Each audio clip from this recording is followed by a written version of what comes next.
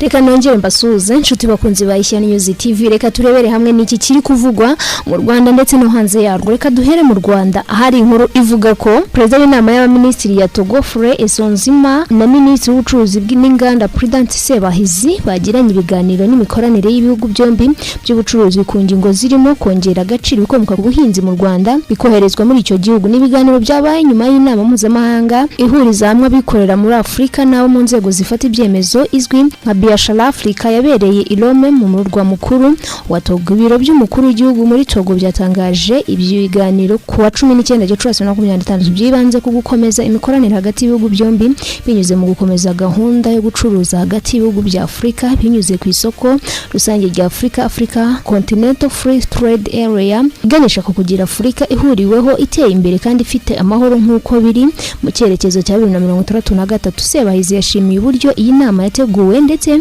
agaragaza ko ifite akamaro mu bijyanye no guteza imbere ubucuruzi muri Afrika. Agaragaje ko bagiranye ibiganiro ku mikoranire y'u Rwanda na Togo mu by'ubucuruzi cyane kongera agaciro kubikomoka mu buhinzi. Iyi nama ya Biashara Afrika yatangiye ku wa 18 Gicurasi zarangira ku itariki ya 20 Gicurasi ubwo n'uyu munsi. Ni munyemerere twekeze hanze y'u Rwanda ahari inkuru ivuga ko muri Repubulika ya Demokarasi ya Kongo habarurwa imfungwa za politike nibura 45 zirimo izizira gukorana na bamwe mu batavuga rumwe n'ubutegetsi n'ibitekerezo bibunenga zatangiye mu ruhame. Muri abo bantu harimo abafunzwe kuva muri 2021 25 muri bo bakaba ari abafunzwe kuva muri Mutarama 2024 muri manda ya kabiri ya Perezida Felix Tshisekedi. Abafunzwe barimo Vice President w'ishyaka PPRD ryashinzwe na Joseph Kabila wayoboye Repubulika ya Demokarasi ya Kongo, Ibini Minaku n'umunyamabanga uhoraho waryo n'abaye minisitiri w'intebe Emmanuel Shandari. Ikinyamakuru Jeune Afrique cyatangaje ko imfungwa za politike zitari munsi ya 21 ari zo mu ishyaka ryashinzwe na Moise Katumbi. 13 muri bo bakaba barafungiwe muri gereza ya gisirikare ya Ndora Kinshasa mu gihe Joseph Kabila yakorwaga iperereza ku byaha birimo kungabanya umutekano w'igihugu. Urwego rwa leta rushinzwe umutekano mu by'ikoranabuhanga rwakajije ibikorwa byo guhiga bukware abo rukeka ko bakorana nawe. Hagati aho muri Nzeri 25 ubwo urukiko rukuru rwa gisirikare rwa Kinshasa rwakatiraga Kabila igihano cy'urupfu kugeza muri Mutarama 26 abantu 5 bakoranaga nawe bya hafi batawe muri yo sabo ku ruhande rw'abatavuga rumwe n'ubutegetsi gusa kuko na Robert Yamba wahoze ari umuyobozi w'ibiro bya Peter Kazahidi wabaye minisitiri w'umutekano w'imbere nawe arafunzwa azira ibitekerezo bye. Hari amakuru avuga ko Yamba azira kunenga Kazahidi andi akavuga ko azira kunenga Leta Zunze Ubumwe za Amerika kubera ko zataye muri yombi Nicolas Maduro wayoboraga Venezuela atitaye ku kuba igihugu cyabo cyaragiranye ayo masezerano ku bufatanye. Muri Werurwe 2019 Tshisekedi yafunguye abantu 700 yasobanuye ko bari bafungiwe impamvu za politike. Imiryango iharanira uburenganzira bw'ikiremwa muntu iramushimira ariko ubu igaragaza ko umunyagitugu. Reka dukomeze kumvuga ko Minisitiri w'Ububanyi n'Amahanga wa Iran Abbas Araghchi yatangaje ko biteguye kurasa indege nyinshi z'intambara za Leta Zunze Ubumwe za Amerika igihe iki gihugu cyaba cyongeye gusubukura ibitero kuri Iran. Ibi yabigarutseho mu butumwa yanyujije kuri X aho yavuga ko bafite igisirikare gikomeye kandi cyiteguye kurasa indege z'intambara za Amerika. Kwa 19 Werurwe uyu mwaka nibwo umutwe udasanzwe w'ingabo za Iran wemeje ko warashe indege z'intambara za Amerika mu bwoko zitandukanye ihutira kugwa mu birindiro byari hafi nyuma yo kwangirika cyane. Indege yahanuwe na Iran irangira gukorwa mu ruganda rufite agaciro ka miliyoni 100 z'amadolari ikoranye ikoranabuhanga rituma kuyirasa bigorana ndetse zakunze gukoreshwa cyane kuva Israel na Amerika byatangiza iyi ntambara ya Amerika na Iran ndetse na Israel yatangiye kwa 28 Gashyantare uyu mwaka. Ubw'ibihugu by'inshuti byagabaga ibitero muri Iran byasize byishe umuyobozi mukuru barimo Ayatollah Ali Khamenei wari umuyobozi w'ikirenga wa Iran. Kwa 8 Mata uyu mwaka byashyizweho agahenge impande zombi zemeranya kugira amasezerano ari nako n'ubu nta kintu kirazirwaho. Ibihugu byombi byakomeje kwitana bamwana ariko kugeza ubu ikibazo gihangayikishije n'inzira ya Hormuz ifunzwe n'iyi ntambara. Ibi byateje ibibazo by'ubukungu bikomeye ku isi kuko iyi nzira inyuzwamo 20% by'ukoreshwa ku isi yose ndetse ubwo ni peteroli. kandi dukomeze ku nkuru ivuga ko ubutegetsi bwa Repubulika ya Demokarasi ya Kongo bwatangiye kwifashisha icyorezo cya Ebola cyagaragaye bwa mbere mu mujyi wa Bunia nk'intwaro yo kwisubiza umujyi wa Goma umaze umwaka urenga bwambuwe n'ihuriro rya FC 23 tariki ya 18 Gicurasi. Minisiteri y'ubuzima muri Repubulika ya Demokarasi ya Kongo yatangaje ko kugeza uwo munsi abantu 131 muri Bunia mu ntara ya Ituri bari bamaze kwicwa na Ebola, mu barenga 510 bikekwa ko banduye iki cyorezo. FC 23 yasobanuye ko umuntu umwe wabonetse tariki ya 17 Gicurasi ari we bimaze kwemezwa ko yanduye Ebola igoma, ishingiye ku bisubizo byavuye mu bipimo 28 bimaze gufatirwa muri laboratoire y'igihugu iri muri uyu mujyi. Mu kiganiro n'abanyamakuru cyabaye kwa 19 Gicurasi, umuvugizi wa guverinoma ya Repubulika ya Demokarasi ya Kongo Patrick Muya yatangaje ko kugira ngo Ebola ikumirwe iguma mu buryo bufatika bisaba ko abanyarwanda nabo bakoresha bava ubutaka bwabo.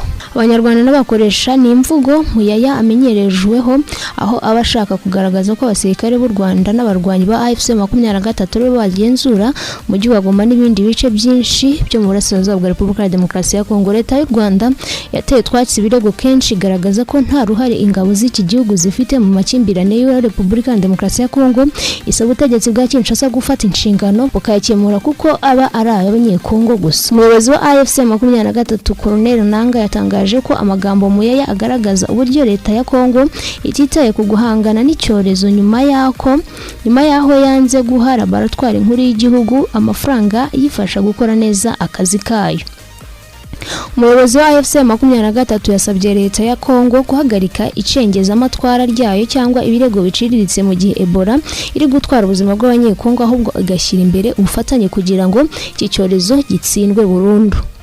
No kandi dukomeze muri aya makuru avuga ko leta y'u Rwanda yatangaje ko nyuma yo kubona ko umuryango w'ubumwe bw'Uburayi utagiye gukorera ubutumwa bw'ingabo zarwo bwo kurwanya iterabwoba Cabo Delgado nk'igikoresho cya politiki, yagiranye ibiganiro na leta ya Mozambique yemera kwishyura ikiguzi cyose cy'uyu butumwa aho kugira ngo buhagarare. Amakuru y'iki cyemezo cya leta y'u Rwanda n'iya Mozambique yatangajwe na Minisitiri w'Ububanyi n'Amahanga Ambasaderi Olivier Nduhungire ku itariki ya 19 Gicurasi uyu mwaka. Ni mu gihe umuryango w'ubumwe bw'Uburayi wari usanzwe utanga inkunga ya miliyoni 20 z'amayero yo gushyigikira ubutumwa ukomeje kutavugwaho rumwe kubera impamvu za politiki. Ambasaderi w'uyu muryango muri Mozambique Antonio Mangiero aherutse gutangaza ko umuryango wifuza gushyira imbaraga mu gutoza igisirikare cya Mozambique aho gukomeza gushyigikira ubu butumwa bw'u Rwanda. Ingabo z'u Rwanda zagiye muri Cabo Delgado muri Nyakanga 2021 hashingiwe ku basabe bwa leta ya Mozambique yifuje ko zayifasha kurwanya ibikorwa by'iterabwoba byari byarabugarije bikomeje muri iyi ntara kuva 2017 kuva icyo gihe hamaze kujyayo ibyiciro bitandukanye. Reka kandi dukomeze n'aya makuru avuga ko inzego z'umutekano za Nigeria na Amerika zatangaje ko ibikorwa byo guhiga abarwanyi b'imitwe yitwaje intwaro bamaze iminsi bafatanyamo byatumye bica abarwanyi ba Islamic State. Ingabo za Nigeria zatangaje ko ibitero byagabwe n'ingabo za Amerika ziba ku mugabane wa Afurika zasenye ibirindiro aho Islamic State yahishaga intwaro muri Nigeria. Leta yanditse ko nyuma yo kurwanya mu burasirazuba bwo hagati 86% by'ibikorwa bya Islamic State byimukiye muri Afurika mu ntangiriro za 2026. Umuvugizi w'ingabo za Nigeria Major General Samaila Uba yavuze ko igenzura ryakozwe kwa 19 Gicurasi rigaragaza ko abarwanyi ba Islamic State 175 biciwe mu rugamba. Kwa 16 Gicurasi ibitero bya Nigeria byahitanye umuyobozi wungirije wa Islamic State ndetse hakurikiraho ibindi byahitanye abayobozi bo mu mitwe ishamikiye kuri Islamic State. Reka kandi mbagezeho ni inkuru ivuga yuko kuva kuwa 2 tariki ya 19 Gicurasi ihuriro ry'ingabo z'ubutegetsi bwa Kinshasa zakajije umurego mu bitero by'indege byibasiye uturere dutuwe cyane